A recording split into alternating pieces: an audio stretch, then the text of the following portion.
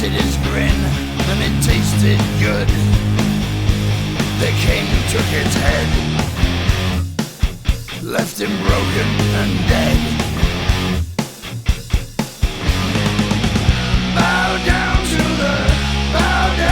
the king. Alright, what's up? How about a little midweek what's new commentary? I decided to wait a few days after Raw because after I uploaded my first mailbag segment and reacted to the Hell in the Cell pay-per-view, I was really in no rush to come up here and talk about what we saw on Raw this past Monday. So what I've decided to do, since I owe you a commentary, is just come up here mid to late week and just touch on a few current event stuff that's going on, including what took place on Raw, although this will not be a full-blown Raw review.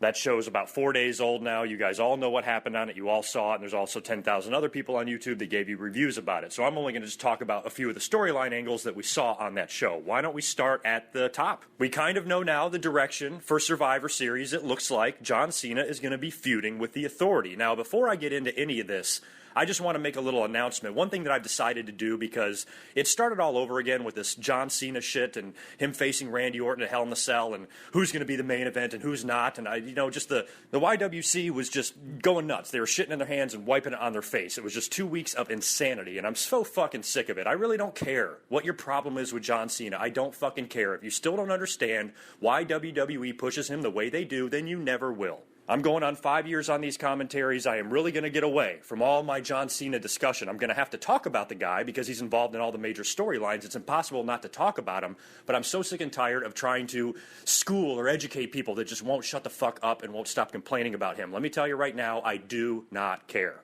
If you want to go in the comments and write 3 paragraphs about how John Cena is the worst fucking thing in wrestling, then you go right ahead and do that. I hope your fingers don't get tired, but I sure as fuck won't read it. I'm not doing this anymore, and I'm not engaging anybody anymore. I think it's time for everybody to grow the fuck up and take all of this John Cena complaining and stick it right up your tight little ass. Now, that being said, that doesn't mean you're not going to get John Cena opinions out of me because I still have to talk about the guy. He's in every goddamn segment on the show. And you know what else? You might actually hear some criticizing. Oh my god, GoodMicWork's going to criticize John Cena? Well, fuck yes, when it's reasonable.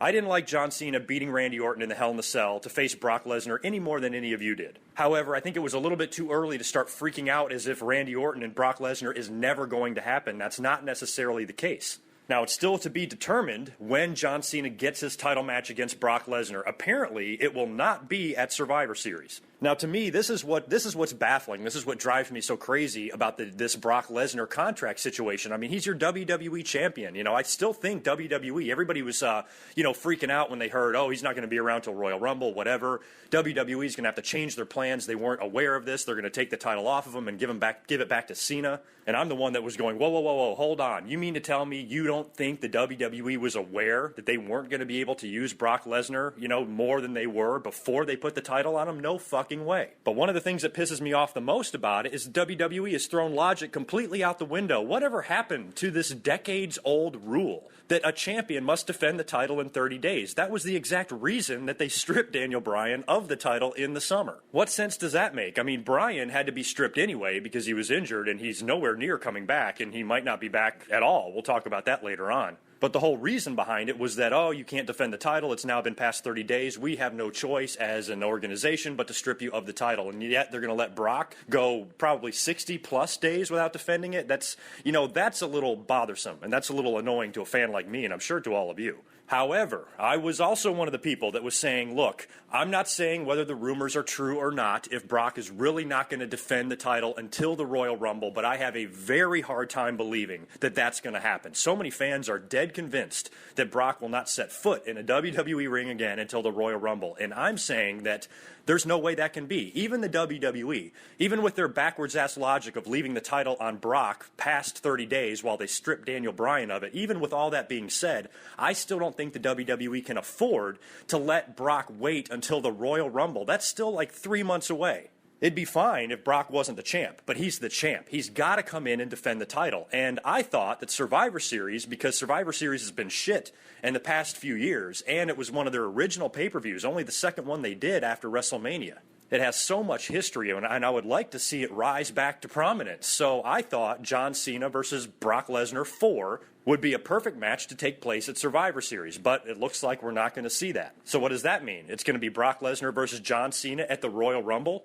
I cannot see how they can wait that long. If that was the case, then they would have waited to have the number one contenders match at TLC. They could have had John Cena and Randy Orton have another TLC match or something for a contract, and the winner goes on to face Brock at the Royal Rumble. They wouldn't do this all the way back in October for a title match that's going to take place 4 months later. That doesn't make any sense either. So what I'm thinking is that Brock Lesnar is going to have to work December. I'd prefer him to work Survivor Series, take December off, and then work the Royal Rumble, but it's got to be December. He's going to have to come in and work with Cena at TLC. He has to. It wouldn't make any other sense. And I'm not predicting this to happen. I'm just saying for sanity's sake, the WWE has to do this. And before the fans start losing their minds and thinking that Brock Lesnar isn't going to be around until late January, think of the situation and think about the WWE. There's no way they can do that. He's going to have to work December. If he does not, and he does in fact wait until the Royal Rumble to defend his title against John Cena, that's going to be way too long, and that's a bad business decision. I don't care what the fuck they're paying Brock. I don't care what his contract says. If he's not going to work, then they need to shell out some money for him to work. He needs to work December, period. And if he does, let's just say, for argument's sake, that Brock Lesnar does in fact work TLC, you know what that means? That means that John Cena's title shot is completely out of the way before the new year even starts. And I don't think the WWE puts the title on Brock Lesnar at SummerSlam just to change their mind 3 months later. I think the plan is staying its course. I think Brock Lesnar will come out of whatever match he has with John Cena as champion. Because think about it. It'll be a ladder match, right? The title will be suspended up in the air. Brock Lesnar will be in a ladder match against John Cena. You know what that means? That means John Cena can lose and the WWE can still keep him strong. He won't have to be pinned and he won't submit. But if they do in fact do this match at December's pay-per-view, John Cena winds up not winning the title. Maybe he moves into a new feud. Maybe remember when I said last time, hey, what they should do at Night of Champions is, the next guy Cena's going to feud with should interfere in the match and cost him the title. Now if that happens, then I know another thing we've got to all freak out about, and that is that the Royal Rumble is coming up, and if John Cena's not going to be challenging for the WWE title at the Royal Rumble, that means he might be in the Royal Rumble. And also, if you think about the potential match between John Cena and Brock Lesnar at December, that still leaves the door open for Randy Orton because they're teasing a face turn. He's going to do it. I'm not sure how I feel about Randy Orton as babyface, but he's done the heel thing for over a year. Now, the thing is that the business moves so fast that sometimes you accomplish all you can accomplish with a certain character or a certain heel or face turn very, very quickly because you do so much. Randy Orton just turned heel about a year and a half ago at SummerSlam, but he's done so much in this year, and now he's lost steam. He's really not in the title picture anymore. He just lost to Cena at Hell in a Cell. He's got this tension with the Authority and this potential feud with Seth Rollins, and I think the two of those guys could have amazing matches together. You can almost sense that it's just time for him to go back to being a babyface, and he's got this great opponent in Seth Rollins lined up that they could have some great pay-per-view matches together. And then Randy Orton maybe could eventually get his shot at Brock Lesnar too. Maybe Randy Orton gets to wrestle Brock at the Rumble or something like that. So I think as it stands right now, I think fans just need to check themselves before they just automatically assume that they know everything the WWE is going to do between now and WrestleMania. It could literally be anything. The possibilities of the different matches and the different combination of matches and who's going to be the champion going in and going out is, all completely up in the air.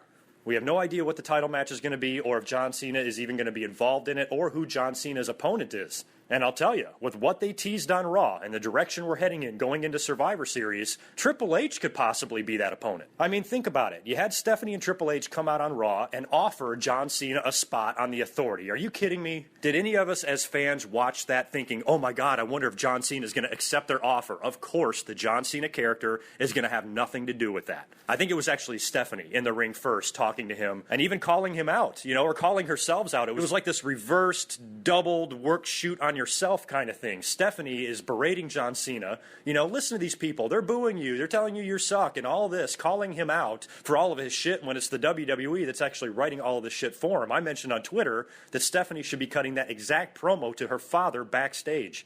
I mean, WWE is aware. The John Cena character is a self-aware superstar that knows how controversial he is. It's not like the WWE is blind to this. It's not like they don't hear the boos. It's not like they don't recognize what's going on. They do. And they are just going to continue to troll the fans and rake in that John Cena merchandise money. They don't give a shit.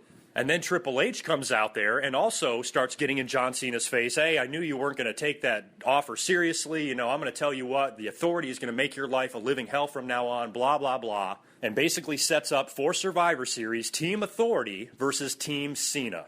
Oh, wonderful. When I heard this, I just rolled my fucking eyes. Sort of. It's because, first of all, Survivor Series is not going to be that great. We're going to have another one of these dramatic tag team matches. Now, I can't be too mad about that because that's how Survivor Series was founded, on the tag team match concept. Giant 4, 5, and sometimes 10-member teams, taking on, equally large teams on the other side. So the tag team concept is fine if they have to do that. But Team Authority versus Team Cena, yeesh, but what if, just what if, how I mentioned about WrestleMania 31, where we've been speculating about all these people getting in the ring and who everybody's opponent is going to be. One of those guys is Triple H. Who's Triple H going to wrestle? He probably will. Is he going to work with Sting? Is he going to work with The Rock? I never mentioned the promo that Triple H and The Rock had on the 15th anniversary of SmackDown. That was great. That was a hilarious promo, and that's a match that I would like to see today, just as a nice throwback. So these guys could really wrestle anybody. But what if all of this is the beginning of what turns into an epic John Cena versus Triple H feud? What would be so wrong about that? I know there's so many people out there that would hate to see that match, but let me ask you this.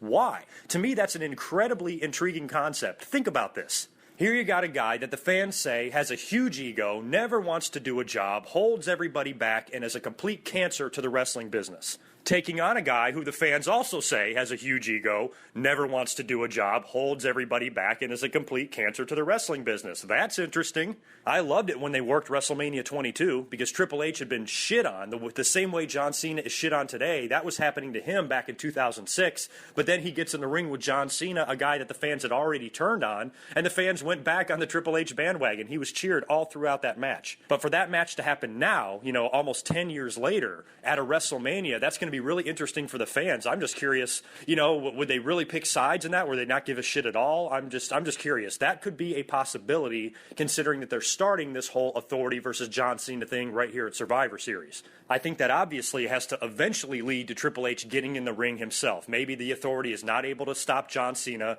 Now, I don't know if Triple H is going to work Survivor Series. That's an interesting thought. You have to think that he probably will, because if it's Team Authority, who's in the Authority? The only wrestlers in the Authority are Kane, Seth Rollins, and currently Randy Orton, and that might not even be for very much longer. And if we put Mercury and Noble in the match, so it seems like Triple H might actually have to work Survivor Series. Maybe that could be the beginning of the tease of Cena and Triple H, and then Cena goes on to have his title match with Brock, and the Authority, is just hell-bent, on keeping Cena, away from the WWE title. Maybe they help Brock win, and then as you go into the Royal Rumble, John Cena's like, okay, fine, I'm going to enter the Royal Rumble, and I'm going to win it and get my title shot at WrestleMania 31, and then the Authority goes way out of their way to try to prevent John Cena from getting into the Royal Rumble, probably putting him in a whole bunch of matches to qualify. He's going to have to do a gauntlet match and a fucking, 5-on-1 match and all this crap. They're going to put him in all these horribly difficult situations in order to qualify for the Rumble, and then, of course, he will, and then they're going to try to do things in the Rumble to eliminate him, and it just might turn into this whole feud between John Cena and Triple H that will eventually lead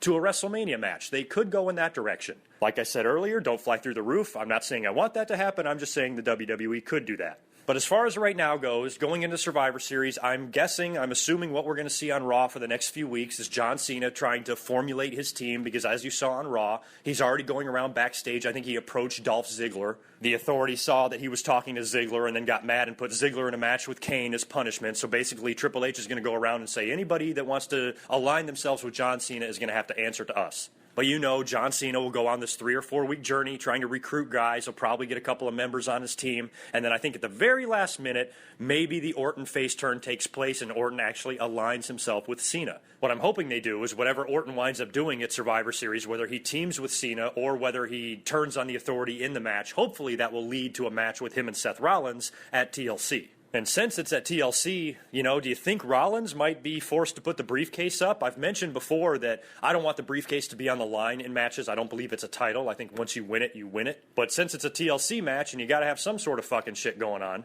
But since it's a TLC match, that match could be for the briefcase. Who knows? Now, moving on to what else we're looking at. What's the other big feud, right? Bray Wyatt has made his return. Interfered at Dean Ambrose, Seth Rollins Hell in the Cell match and has begun his feud with Dean Ambrose. I like this so far. It's only been 1 week. Ambrose had a match on Raw with Cesaro, and of course you knew that was just a way to set up Bray Wyatt. He didn't come out and interfere, and the two of them didn't get physical at all. It was a Bray Wyatt promo on the Titantron. Very good stuff, as always. Bray Wyatt is, he's extra creepy, extra good at what he does. I think the character is very strong, and the WWE produced introduces these little vignettes and these promos in a brilliant way. I loved that shot, that picture that I found, that's on the screen right now with Bray Wyatt, kind of out of focus on the Titantron, and you just see the silhouette of Dean Ambrose looking at it. I love that stuff. What I'm hoping for with these two guys is that they are not involved in some sort of stupid-ass, tag team match at Survivor Series. If you're going to have one single match or a couple of single matches, this needs to be one of them. I don't know if you need a gimmick yet. This might just be a straight-up match, the first one that these guys are going to have. Who knows who will win or what will happen, but it will probably lead to a rematch at TLC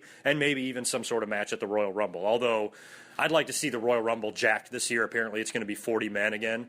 So having Ambrose and Wyatt and Cena and Reigns and all these other big stars in the Royal Rumble, as many big names as you can get in there as possible, the better. So I hope for at least the next two pay-per-views, these guys work matches together, and I think it's going to be really good stuff. The matches in the ring should be great, and the work, the promo work, and the storyline, surrounding the match should also be great. I think these guys are both great entertainers in and out of the ring. It should make for good stuff. This is not something the WWE, I think, could even screw up. These guys are too good, and I'm excited for the feud. This is what you want. Everybody that complains so much, this is what you want. This is a semi-main event feud you got going on here between two guys that have been in the WWE for less than 2 years. I mentioned Ambrose did take on Cesaro on Raw. Cesaro, I guess, might be in the doghouse. I have no idea. I read some report where he said something online about John Cena and Randy Orton, and now he's losing all the time, and WWE's mad at him or whatever. I don't know about this shit. I can't even imagine that the WWE would care.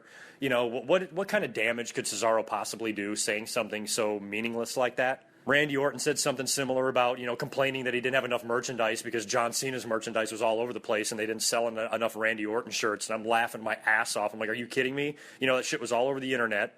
The Cena haters were like, see, Randy Orton doesn't like the fucking merchandise or whatever. I'm like, Jesus, fuck Randy Orton. You think I give a shit about this guy's merchandise problems? He makes enough fucking money. The guy's lucky he even has a job after all his wellness policy violations. You think I have any sympathy whatsoever for him? Fuck no. But still, his comment was meaningless. He's also a heel. He's also just, giving shit to John Cena, a guy that just beat him on a pay-per-view. So, he could just be kayfabe in the whole thing. Same thing goes with Cesaro. And even what Cesaro said was nothing. What did he say? I think the fans are tired of a John Cena-Randy Orton match. Well, no fucking shit we are. Everybody fucking knows that. WWE doesn't need Cesaro to point that out. We know it. Cesaro didn't say anything that any of the other fans weren't already thinking. So I don't think Cesaro's comments or Randy Orton comments meant anything. And if the WWE did take them seriously and they are pissed at Cesaro for making those comments, then the WWE needs to lighten the fuck up. It's a shame. We saw Cesaro win that Battle Royal at WrestleMania and then become the Paul Heyman guy. And, when you combine that with Daniel Bryan's big victory at WrestleMania 30, we were like, holy shit,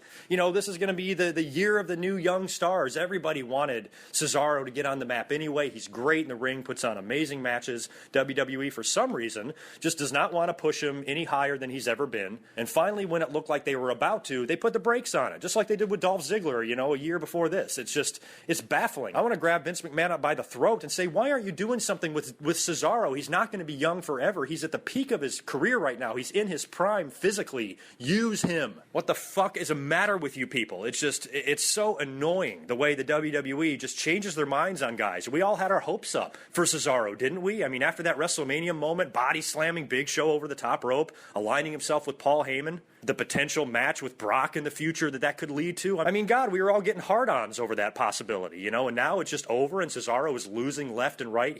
They're turning him into Damian Sandow. So trust me, I get it. It's frustrating watching a guy like Cesaro not being used. A couple of other noteworthy things on Raw. Mark Henry, as expected, did in fact turn on the Big Show. They had a tag team title match against the Stardust and Goldust. And you could see it coming. They did a few of those tags where, Big Show just slaps Mark Henry on the back and gets in the ring. I was actually hoping for a little bit of a swerve. I thought it would have been better for Big Show to turn heel. I mean, don't get me wrong, that would not have been great. But this heel turn by Mark Henry, how many times have we seen this? We saw this recently. I think, when was this? A year ago? When did Mark Henry come out and say he was going to retire? All the fans fell for it, and then he attacked John Cena, turned heel. I don't know how many times Mark Henry has been turned heel and tried to be pushed, and then, I don't know. We've just seen this a million times. And is anybody interested in seeing Big Show versus Mark Henry in matches? We've seen this before, too. Haven't these guys already feuded and had some matches? So this is still Vince's, decades-long old obsession with big, giant monsters being in the ring together, but it translates into shit on TV.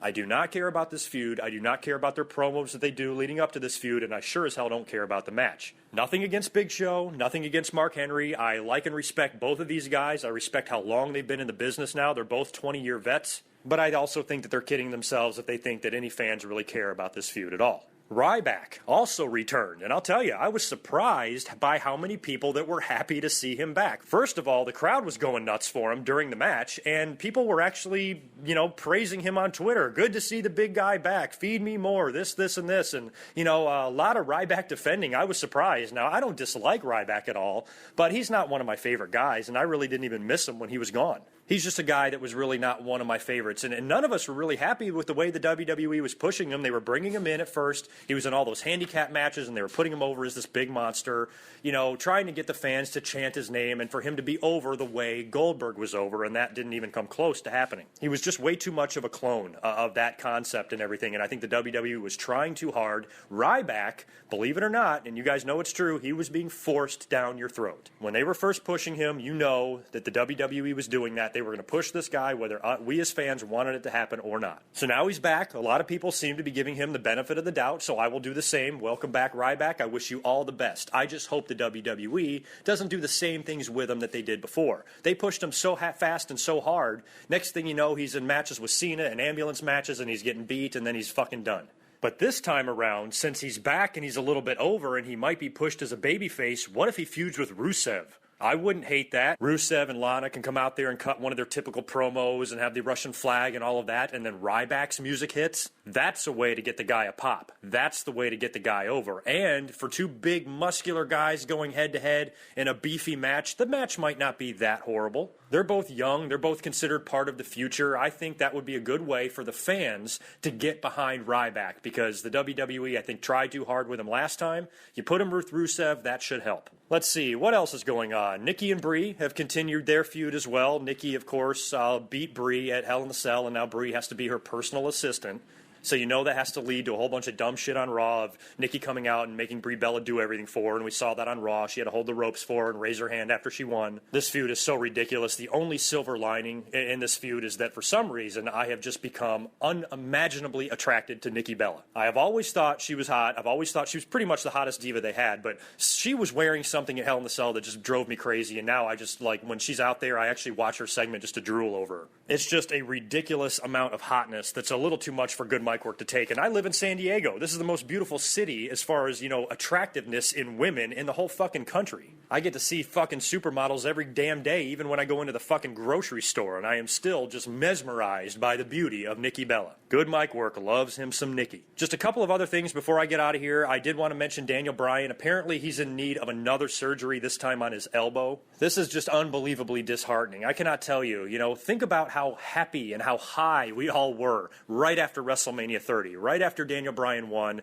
after all of the fans were freaking out, including myself, giving the WWE shit. How come you're not pushing this guy and you're holding him back and this and that? And then they go out there at WrestleMania 30 and put Daniel Bryan over like a motherfucker. Beats Triple H in the opening match and then beats two other icons in the main event. We were all so happy. Finally, the WWE listens to the fans. Finally, they did what we have been demanding that they do, and it was best for business because it made WrestleMania 30 incredibly successful. WrestleMania 30 is one of my top 5 favorite WrestleManias of all time. And then what happened? Daniel Bryan got injured, and he got injured badly. Neck surgeries, elbow surgeries, out of the ring for 2 months, which turned into 3, which turned into 6, which turned into 9, and now he might not return at all. But now he's been gone so long, it's just a shame. I mean, he's just lost so much steam. I mean, those yes chants, don't you guys miss that? I saw it last night when the fucking Giants beat the Kansas City Royals in the World Series. I didn't give a shit about this World Series, by the way, but I was actually rooting for Kansas City because the way the story was written, Kansas City got into the